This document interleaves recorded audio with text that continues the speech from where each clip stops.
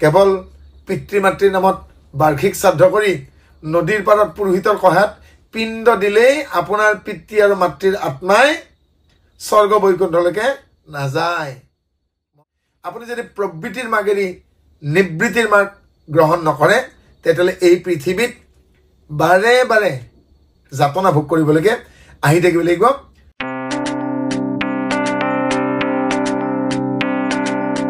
এটি সন্তানক সংস্কাৰ দিয়া নহ'ল, সদাচাৰ দিয়া নহ'ল, তেতিয়াহ'লে সেই সন্তানে নিশ্চয় এদিন এই সংস্কাৰৰ অভাৱত বেভিচাৰ কৰিব। আৰু শাস্ত্ৰই বেভিচাৰী নহয় অবেভিচাৰী ভক্তি কৰিবলৈকে বেদে, উপনিষদে, ভাগৱতে, গীতাই সমস্তকে আহ্বান দিছে যে ভকতি কৰিলেগে অবেভিচাৰী ভকতি কৰিব। কিন্তু ইয়াৰ পৰা পৰিত্ৰাণ পোৱাৰ উপায় কি? তেনেসমূহ গুণক আমি অনুসৰণ কৰিব লাগে যিবোৰ গুণ লৌকিকৰ ঊৰ্ধত, অৰ্থাৎ পাৰলৌকিক গুণ বুলি কোৱা হয়। পাৰলৌকিক গুণবোৰ কোনবোৰ বাৰু? শ্ৰদ্ধা, প্ৰীতি, দয়া, ক্ষমা, পৰোপকাৰ, ঈশ্বৰ প্ৰণিধান, এনেধৰণৰ যিবোৰ পাৰলৌকিক জ্ঞান ত্যাগ সহিতে, আৰু এইবোৰ ঈশ্বৰৰ পৰা উদ্ভৱ হোৱা। আৰু যেতিয়া পাৰলৌকিক জ্ঞানবোৰ, পাৰলৌকিক ভাৱনাবোৰৰ মানুহৰ আয়ত্তলৈকে নাহে, আৰু তেতিয়ালৈকে বেদৰ যিবোৰ নিৰ্দেশ, বেদৰ যিবোৰ তথ্য, বেদৰ যি ৰহস্য, তাক মানুহে জানিবলৈ সক্ষম নহয়। কাৰণ সৰ্বসাধাৰণতেই সহজাত প্ৰবৃত্তিবোৰৰ বাবে মানুহ আকাংক্ষা মনত থকাৰ বাবে মোহগ্ৰস্ত হয়। আৰু মোহগ্ৰস্ত হ'লে মানুহে প্ৰকৃত তথ্য জানিবলৈ সক্ষম নহয়। 211 নম্বৰ পদত এই অধ্যায়তে কোৱা হৈছে যে ইহাৰ অৰ্থত মোহে হয় মহাজ্ঞানী, বেদৰ তত্ত্বক পাইব আন কোনৰ প্ৰাণী, কৰ্মযুগত জিজ্ঞাসী আছিলে শিক্ষবত, বালক সময়ে তাক বুজিবা কিমত। হে নিমিৰাজ, হে ইচ্ছাকত নয় যে বেদৰ যি পৰোক্ষ বাক্য, ইয়াক বুজিব পৰাটো ইমান সহজ নহয়। আৰু বেদৰ যি প্ৰলোভন দিয়া বাক্য, এই প্ৰলোভন দিয়া বাক্যৰ বাবে আশাতবন্দী জীৱই প্ৰলোভিত হয়, মোহগ্ৰস্ত হয়। যে মহাজ্ঞানী যেতিয়া মোহগ্ৰস্ত হ'ব, তেতিয়া আৰু সাধাৰণ মানুহৰ আৰু কি হ'বগে? আৰু যেতিয়া কম বয়সতেই এই নিমিৰজাই এই বিষয়ে প্ৰশ্ন কৰিছিলে, তেতিয়া তেওঁৰ বয়স বহুত কম আছিল, বালক বয়স বুলি কৈছে, শিশু সময়। আৰু সেইখিনি সময়ত তেওঁ ইমান বেদৰ ৰহস্যগণ গূঢ়তত্ত্ব তেওঁৰ আয়ত্তৰ সীমানত নাছিল। আৰু এই কঠিন বেদৰ যি ৰহস্যগণ তত্ত্ব, তাক শিশুকালত সহজে বুজিব নোৱাৰে। কাৰণ শিশু অৱস্থাত মানুহৰ কি হয়? স্মৰণ শক্তি অতি তীব্ৰতৰ হয়, কিন্তু বুজি পোৱাৰ যিটো ক্ষমতা সেয়া কম থাকে। মানুহৰ ধাৰণ ক্ষমতা যিটো বহুত কম থাকে। আৰু সেই নিমিত্তে শিশুকালতে বহুত কথা মুখস্থ কৰিব পাৰে। সেয়েহে পিতৃ মাতৃয়ে সন্মান, সম্বোধন, আচৰণ, সংস্কাৰ, দৈনিক জীৱনৰ প্ৰয়োজনীয় বহু কথা, প্ৰাৰ্থনা, গীত মাত ইত্যাদি শিশুকালতে পিতৃ মাতৃয়ে সন্তানক শিকাই দিয়ে। আৰু সেইবোৰ যেতিয়া এবাৰ বুজি উঠিব, জীৱনত আৰু পাহৰি নাযায়। কিন্তু কি কাৰণে প্ৰাৰ্থনা কৰিব লাগে, কি কাৰণে ডাঙৰক শ্ৰদ্ধা কৰিব লাগে, কি কাৰণে কনিষ্ঠ মৰম কৰিব লাগে,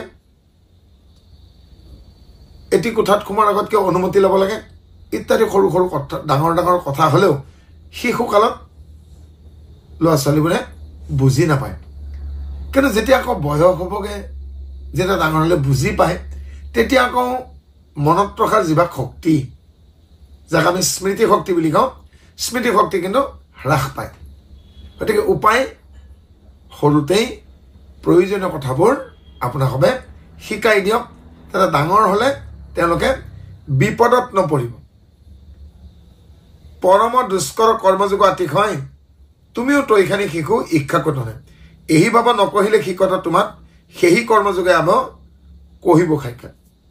তুমি যেতিয়া শিশু আছিলা, এই বিষয়ে যেতিয়া তুমি ইচ্ছাকু পিতৃক সুধিছিলা, আৰু তেতিয়া ইচ্ছাকু পিতৃয়ে তোমাক কোৱা নাছিল। কিহৰ কাৰণে? বৰ কোমলমতী আছিলা। যদিও সুধিছিলা, যদিও সংশয় আছিল মনত, তোমাৰ সেই সংশয় ইচ্ছাকৰ বক্তব্যত সংশয় ছেদন নহ'ল। আৰু আজি উপযুক্ত সময় তোমাৰ সেই প্ৰশ্ন, আমি সেই প্ৰশ্নৰ উত্তৰ প্ৰতিপাদন কৰিম। জিমত গহন কৰ্ম শুনা পৰিচ্ছেদক শিক্ষা দেই মূঢ়ক পৰীক্ষাবাদে বেদ স্বৰ্গশোক আদি লোভ লগাই প্ৰথমত প্ৰৱৰ্তান্ত অজ্ঞানিক সকাম কৰ্ম। আৰু বেদে পৰীক্ষা বাক্যৰে মানুহক লোভ দিয়ে, অমুক কৰিলে স্বৰ্গ লাভ হ'ব, অমুক কৰিলে অমুক হ'ব। কিন্তু বেদৰ এই পৰীক্ষা বাক্যৰ আচল তাৎপৰ্য সৰ্বসাধাৰণ মানুহে বুজি নাপায়, কাৰণ এয়া বেদৰ অতি গহন কৰ্ম আৰু এয়া অতি ৰহস্যঘন বেদৰ কথা। প্ৰথমতে স্বৰ্গ লাভ হ'ব বুলি লোভ দেখুৱাই কৰ্মকাণ্ডত প্ৰৱৰ্তন কৰোৱায়, আৰু পাছলৈ কি কৰে, মুখ্য কেনেকৈ পাব সেই সিদ্ধান্ত দিবলৈ বেদে আগবাঢ়ে। ভুঞ্জীৱ বিশিষ্ট ভোগ লোভিয়া স্বৰ্গক হেনয় কামনা কৰি অৰ্চ ঈশ্বৰ বাঢ়ৈ প্ৰীতি বেদৰ শুনিয়ে ফলশ্ৰুতি পাছে সেই কৰ্মে তাৰ সাধিবে মুকুতি। আৰু মানুহক প্ৰথমতে স্বৰ্গলোভ দিয়ে, তাৰ পাছত সেই স্বৰ্গলোভৰ পৰা আঁতৰাই ত্যাগৰ ভাৱনা আনাই দিয়ে, মুক্তিৰ ভাৱনা আনাই দিয়ে, মুখ্যৰ ভাৱনা আনাই দিয়ে। কিন্তু মুখ্যৰ কথা প্ৰথমতেই বেদে দিয়া নাই। আৰু যেন পিতৃ শিশুক লাৰুৰ লোভ দেই তাকো পাইব শিশু বুলি, তাকো পাইব বুলি শিশু ঔষধি পিবই, পাছে খণ্ড লাৰুৱে গৰ্ভৰো ৰোগ হৰৈ, সেই মতে অজ্ঞানী বেদৰ শিক্ষা ধৰৈ। কি কাৰণে বাৰু বেদে এনেদৰে পৰোক্ষভাৱে কথা ক'ব লগা হ'ল? ইয়াৰ উদাহৰণ দিছে আমাক কেনেদৰে। ধৰি লওকচোন, এটি শিশুৰ কৃমিৰ দুখ হৈছে, আৰু সেই শিশুটোৱে তিতা বেয়া পায়। তিতা বেয়া পোৱা শিশুটোক জানো আপুনি জোৰ জবৰদস্তি কৰি তিতা খুৱাব পাৰিব? আৰু তিতা নোখোৱা শিশুটোৰ বাবে যেতিয়া পিতৃ মাতৃয়ে চিকিৎসকক সুধিব, আপুনি দিয়া ঔষধটো বৰ তিতা, আমাৰ শিশুৱে নাখায়, তেতিয়াহ'লে আমি কেনেকৈ ইয়াক সেৱন কৰোঁ? চিকিৎসকে কি কৰিব? আপোনালোকে এই ঔষধবিধ, এই নিদান মৌ বা গুড়েৰে শিশুক খুৱাব, কাৰণ শিশুৱে মিঠা বস্তু ভাল পায়। আৰু মৌ বা গুড়ৰ লগত সেই ঔষধ সেৱন কৰোৱালে মৌ আৰু গুড় যেতিয়া পেটত পৰিবগৈ, মৌ আৰু গুড়ৰ লগতে ঔষধখিনিও শিশুটিৰ পেটত পৰিব, আৰু ঔষধে তাৰ ক্ৰিয়া কৰিবলৈ আৰম্ভ কৰিব। যেনেদৰে শিশুক মিঠা দ্ৰব্যৰ সৈতে তিতা ঔষধ খুওৱা হয়, সেনেদৰে বেদে লোভিয়া সকামী বাক্যৰে আকৃষ্ট কৰি তাৰ লগতে নিষ্কামী নিদান প্ৰয়োগ কৰিছে। আৰু মৌৰ লগতে বা গুড়ৰ লগতে খোৱা তিতা ঔষধে যেনেকৈ এটি শিশুৰ পেটৰ কৃমি নিয়ন্ত্ৰণত সহায় কৰে, তেনেদৰে বেদৰ এই তাত্ত্বিক ৰহস্যঘন বাক্যসমূহ যেতিয়া প্ৰথমৰ লোভীয়া বাক্যৰ লগতে প্ৰয়োগ কৰি দিয়া হয় আৰু লোভীয়া বাক্যবোৰ গ্ৰহণ কৰাৰ লগে লগে যেতিয়া তাত্ত্বিক বাক্যবোৰ তাৰ লগতে স্মৰণ কৰে আৰু সেই বাক্যসমূহে ব্যক্তিসমূহক আচলতে মুখ্য প্ৰদান কৰে উদাহৰণস্বৰূপে যেনেদৰে যিমানবোৰ যজ্ঞ আছে এই যজ্ঞবোৰ কৰিবলৈকে যাওঁতে সকলো যজ্ঞৰ প্ৰাৰম্ভতে ঈশ্বৰৰ নাম লোৱা হয় আৰু শেষত কি কৰা হয় সামৰণিটো ঈশ্বৰৰ নামেৰে সামৰণি কৰা হয় কৃষ্ণ নামেৰে সমস্ত যজ্ঞ আৰম্ভ হয় কৃষ্ণ নামেৰে সমস্ত যজ্ঞৰ সামৰণি হয় হে যি যজ্ঞই নহওক আৰু প্ৰত্যেক যজ্ঞৰ সামৰণিত বেদৰ শান্তিপাঠ কৰিবই লাগিব আৰু শান্তিপাঠ কেনে ধৰণৰ সকলো জীৱনে সকলো প্ৰাণীৰে সুস্বাস্থ্য হওক সকলো নিৰোগী হওক চৰাইবোৰে উৰিবলৈ এখন আকাশ পাওক জিৰাবলৈ এটি গছৰ ঠানি পাওক আৰু সকলো প্ৰাণীয়ে খাবলৈ এমুঠি খাদ্য পাওক তাৰ নিমিত্তেকে সকলো যজ্ঞৰ অন্তত কি কৰা হয় শান্তিপাঠ বাক্য কোৱা হয় সহনো ভবাতু সহনো ভুনক্তু সহ বীর্যং করবাবহে তেজস্বিনায়বধিতমস্তু মা বিদ্বিষাবহে सर्वे भवन्तु सुखिनः सर्वे सन्तु निरामया मा कच्छुत् दुःखभाग् भवेत् असतो मा सद्गमयं तमसो मा ज्योतिर्गमयं मृत्यु मा अमृतं गमयं সুন্দৰ শান্তি বাক্যৰে প্ৰাৰ্থনা কৰা হৈছে হে ঈশ্বৰ মোক অসতৰ পৰা সতলৈ আনা অজ্ঞান অন্ধকাৰৰ পৰা পোহৰলৈ আনা মৃত্যুৰ পথৰ পৰা অমৃতলৈকে আনা প্ৰমাদৰ পথৰ পৰা মোক অপ্ৰমাদলৈ আনা সদৌ শেষত পুনৰ আকৌ গোটেই সমস্ত বিশ্বৰ শান্তি কামনা কৰা হয় অথ শান্তি দৌ শান্তি পৃথিৱী শান্তি অন্তৰিক্ষ শান্তি পৰ্জন্য শান্তি জল শান্তি অৰ্থাৎ আকাশ পৃথিৱী জল অন্তৰিক্ষ স্থল সমস্তই শান্তিময় হোক আৰু এনেধৰণে সমস্ত যজ্ঞৰ অন্তত শান্তিপাঠ কৰা হয় শান্তিপাঠ নকৰাকে কোনো যজ্ঞৰ সামৰণি নাই কিন্তু যজ্ঞ কৰি আছো যজ্ঞনো কি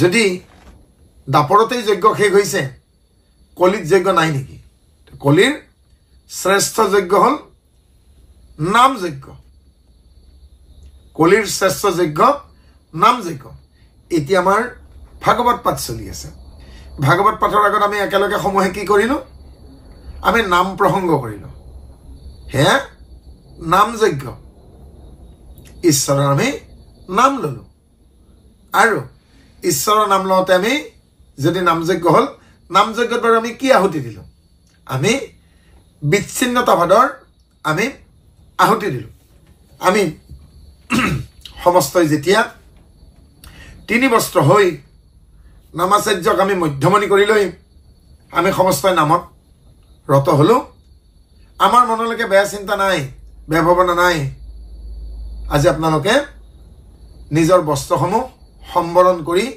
মাৰ্জিতভাৱে তিনি বস্ত্ৰ পৰিধান কৰি এই নামত আপোনালোকে ব্যৱহাৰ কৰিছে এটা নিৰ্জন পৰিৱেশত আপোনালোকে নামত বহিছেগে এই নামত বহা সময়ত আপোনালোকে দুইফালৰ আই সমস্তই আৰু বামন সমস্তই আপোনালোকে নিজৰ মৌন হল কাৰণ নিজৰ মাত কথা বন্ধ কৰিলে শ্ৰৱণেন্দ্ৰিয়ক আপোনালোকে ব্যৱহাৰ কৰিছে নামাচাৰ্যইনো কি বাক্যৰে নামখাৰ আগুৱাই লৈছে আৰু নামাচাৰ্যৰ লগে লগে আপোনালোকে কীৰ্তন কৰি নাম ভাগত আপোনালোকে অংশগ্ৰহণ কৰি নিজে আহ্লাদিত হৈছে, ৰোমাঞ্চিত হৈছেগে, আপোনালোকৰ আনন্দ বিৰাজমান হৈছে আৰু এনেকুৱা এটা ভাৱ হৈছে যে আমি এক, আমাৰ মাজত কোনো ভেদভাৱ নাই।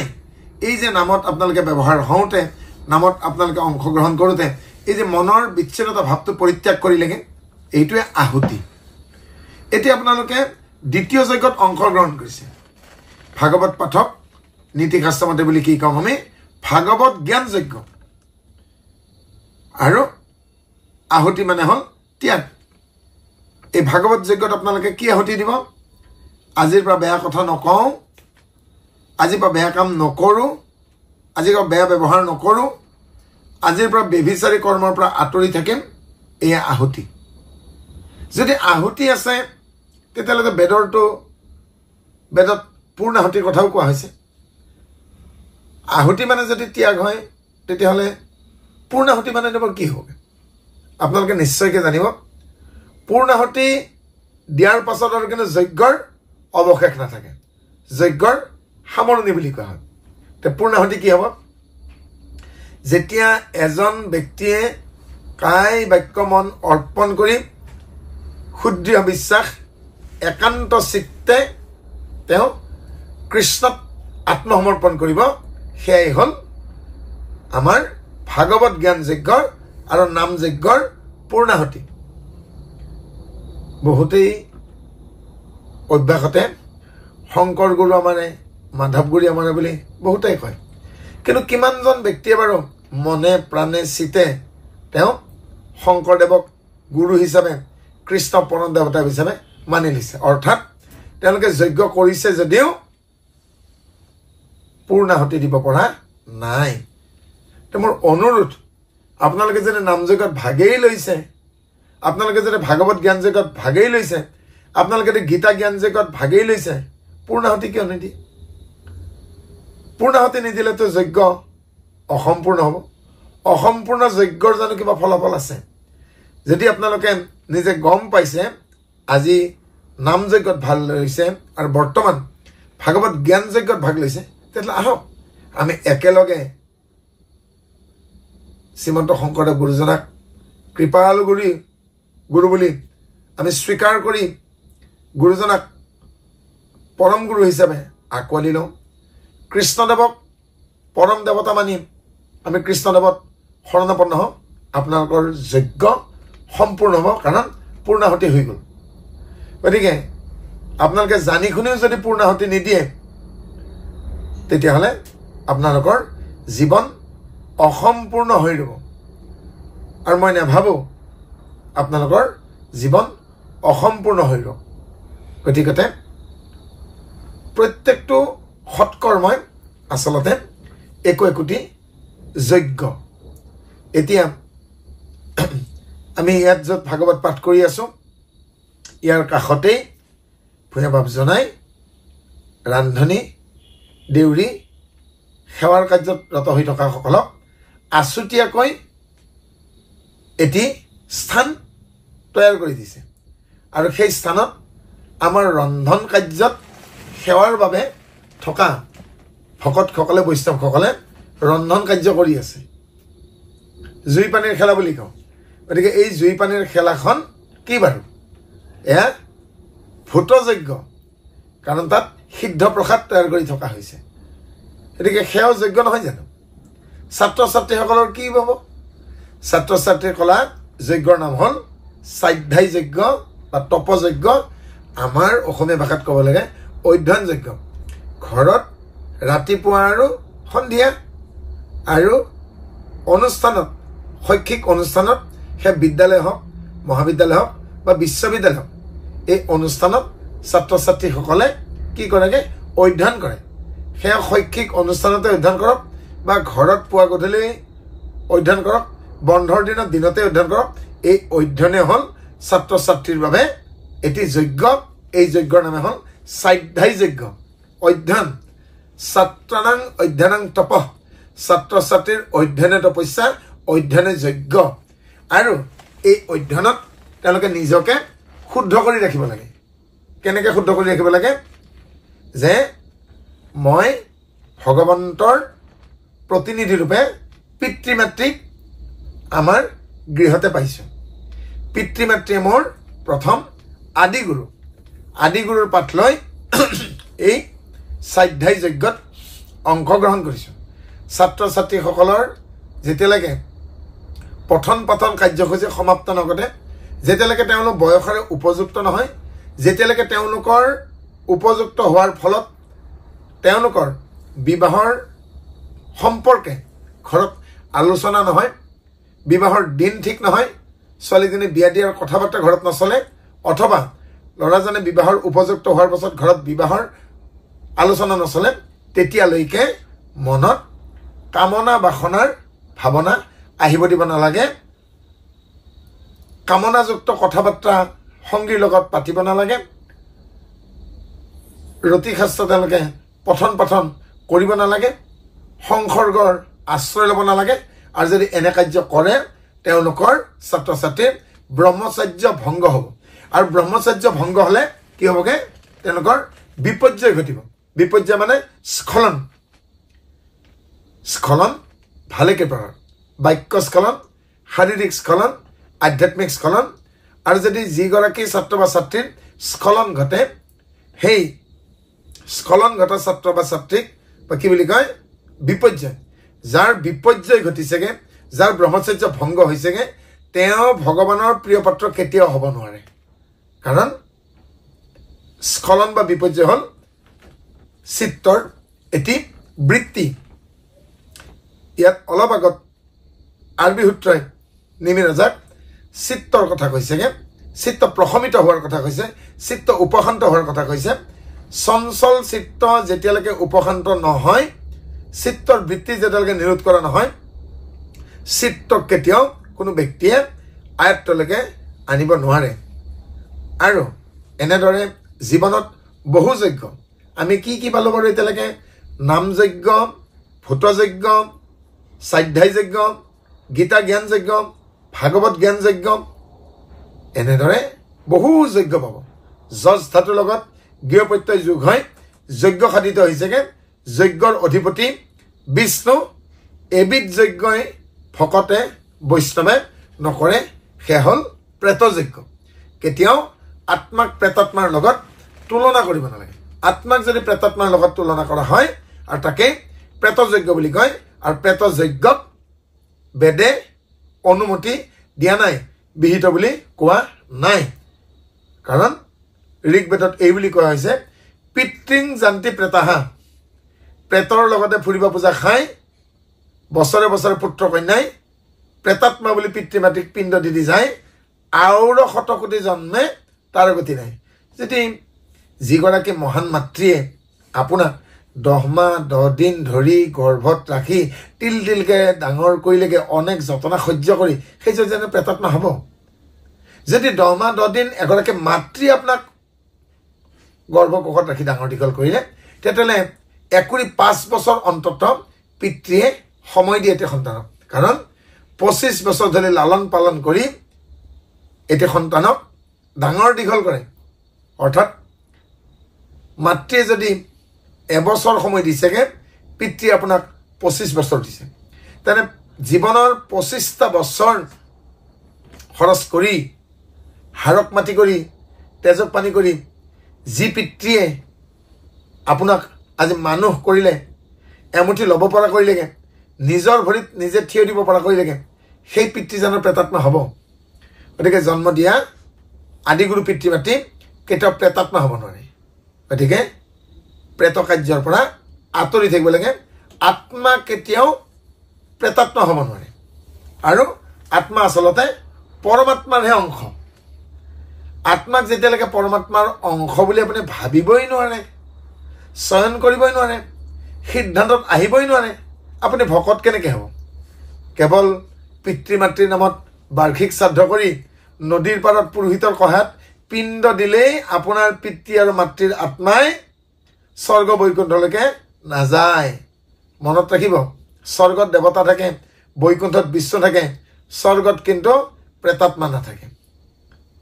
গতিকে পিতৃ দেৱ ভৱ, মাতৃ দেৱ ভৱ, অতিথি দেৱ ভৱ, আচাৰ্য দেৱ ভৱ বুলি উপনিষদত কৈছে।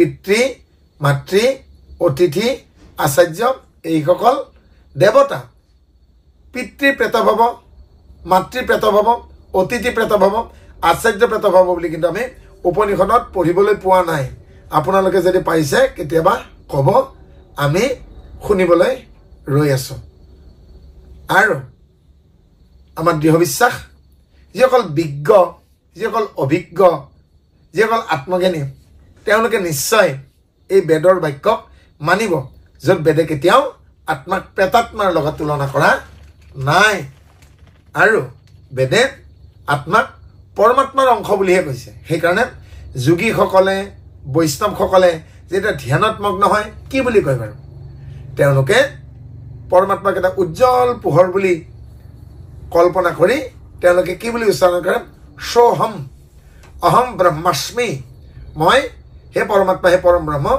মই তোমাৰেই অংশস্বৰূপ মই অংশ ব্ৰহ্ম মই তোমাৰেই অংশ নিজকে প্ৰেতাত্মা বুলি নকয় আৰু ইয়াৰ পাছত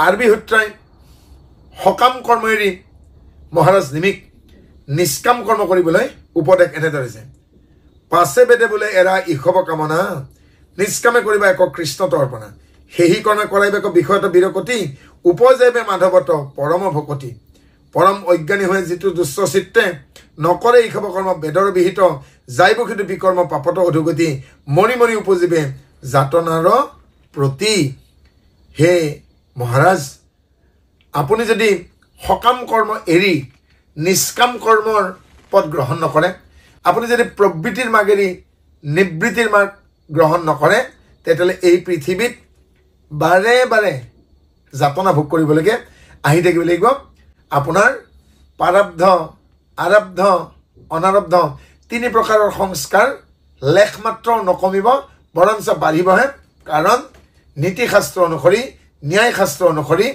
যেতিয়ালৈকে এজন ব্যক্তিৰ প্ৰাৰব্ধ আৰব্ধ অনাৰব্ধৰ অন্ত নহয় তেওঁ সেই পাপ পুণ্য ভুঞ্জিবলৈকে সংস্কাৰৰ অৱলেখ ভঞ্জন কৰিবলৈকে তেওঁ বাৰে বাৰে পৃথিৱীলৈকে আহি থাকিব লাগিব আনকি মাধৱদেৱে স্বীকাৰ কৰি থৈ গৈছে হৰি হৰি কতবা কৰিলো আয়াজাত যে কিমানবাৰ ইয়াৰ আগলৈকে আহিছে আৰু কিমানবাৰ ইয়াৰ পাছলৈকে আহি থাকিব লাগিব ইয়াৰ সীমা সংখ্যা নাই কি বুলি কৈছে মৰি মৰি উপজীৱ যাতনাৰ প্ৰতি সেয়েহে উপনিষদৰ যুগত এই বুলি কোৱা হৈছে হেম দুক্ষম অনাগতম যে হে ৰাজন ইয়াৰ আগৰ জীৱনত আপুনি কি দুখ ভঞ্জন কৰিলেগে আৰু এতিয়াও বৰ্তমান আপুনি কেনেধৰণৰ যাতনা ভুঞ্জি আছে যদি অনাগত ভৱিষ্যতত আপুনি এনে যাতনা ভোগ কৰিব নোখোজে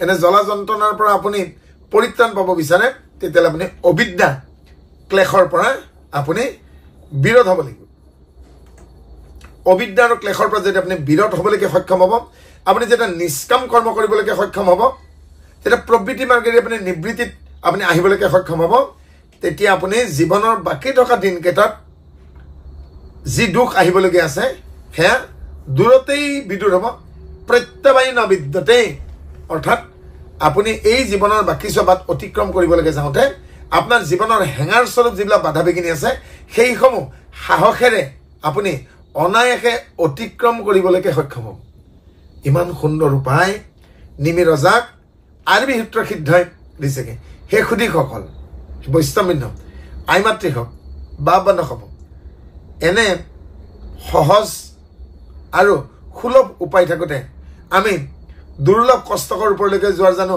প্ৰয়োজন আছে আপোনালোকে নিজকে এবাৰ প্ৰশ্ন কৰি চাবচোন এয়া জানো সুলভ নহয় কিন্তু ইমান সুলভ থাকোঁতে আমাৰ সাধাৰণতে কি কৰেগে যে বামানয় শাস্ত্ৰৰ প্ৰতি আকৰ্ষিত হয় ৰংচঙীয়া কৰ্মকাণ্ডৰ প্ৰতি আকৰ্ষিত হয় আপোনালোকে নিষ্কাম কৰ্মক সদায় নেওচা দিয়ে নিদিব নিষ্কাম কৰ্মক নেওচা দিলে আপোনালোকে ভগৱন্তৰ প্ৰিয় পাত্ৰ হ'বলৈ সক্ষম নহ'ব হেন জানি নিয়মীয়া আপোনাৰ চিত্ত কৰিব সাত্বিক কৰ্ম বেদৰ বিহিত চাৰিয়া কামনা কৰি অৰ্পণা ঈশ্বৰে পাইবেক পৰম সিদ্ধি তেবে সিদ্ধি হয় অৰ্পণা কৰ্ম মানে যেতিয়ালৈকে নিজৰ দেহাদিক অৰ্পণা নকৰিব ঈশ্বৰে জানো আপোনাক নিজৰ বুলি গ্ৰহণ কৰিব আজি এই দিনজোৰা কাৰ্যসূচীত প্ৰথমতেই যেতিয়া সমাজত ভকতসকল আহি পালে আৰু সমাজত ভকতসকল আহি পাওঁতেনে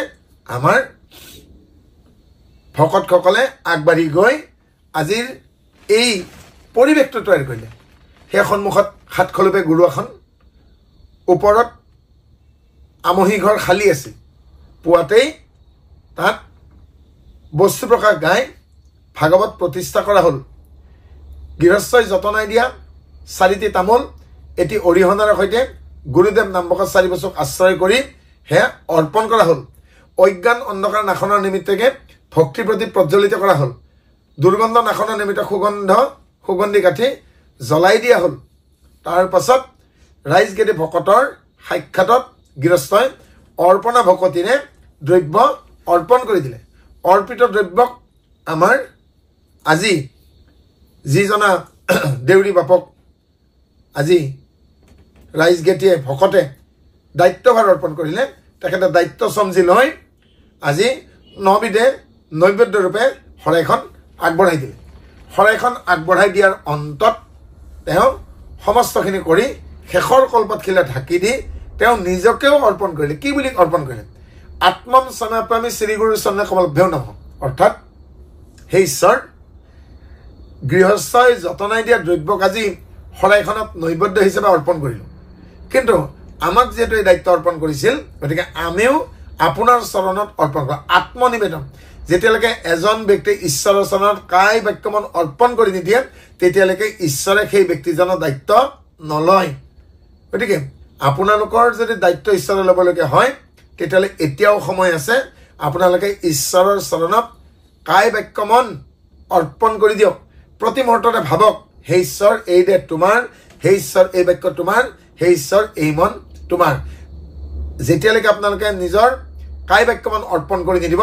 ঈশ্বৰে নিশ্চয়কৈ জানিব আপোনালোকৰ দায়িত্ব কদাপি নলয় কিমতে ভকতি কৰিব তোমাত হৰি হৰি হৰি